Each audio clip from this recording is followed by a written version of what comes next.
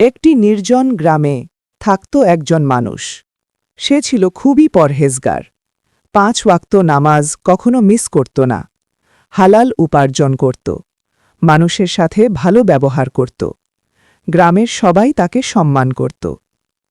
কিন্তু মানুষ তো ফেরেশতা নয়, ভুল হতেই পারে। একদিন বাজারে গিয়ে সে একটি বড় ভুল করে ফেলল। রাগের মাথায় সে এক ব্যক্তির সাথে খারাপ ব্যবহার করল, এমনকি একটি অন্যায় কাজেও জড়িয়ে পড়ল। কাজটা করার পরই তার বুকের ভেতরটা কেঁপে উঠল। মনে হতে লাগল, আমি এতদিন যা করলাম সব কি নষ্ট হয়ে গেল। সেদিন রাতে সে ঘুমাতে পারল না। নামাজে দাঁড়াল, কিন্তু চোখে পানি চলে এলো। সে ভাবতে লাগল, আমি কি আল্লাহর কাছে আর গ্রহণযোগ্য আছি?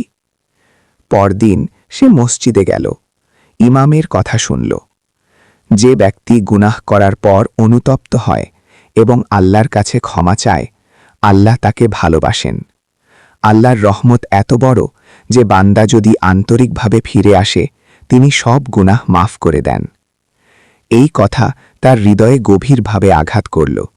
সে বুঝল, ভুল করা সমস্যা নয়, ভুলের পর কি করা হচ্ছে সেটাই আসল। সেই দিন থেকেই সে কিছু সিদ্ধান্ত নিল।